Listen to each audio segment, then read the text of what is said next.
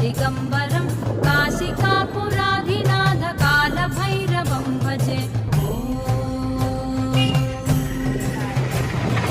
भानुकोटिभास्वरं भवाब्धितारकं परं नीलकण्ठमीप्सितार्थदायकं त्रिलोचनं कालकालमम्बुजाक्षमक्षशूलमक्षरं काशिकापुराधिनाथ कालभैरवं भजे।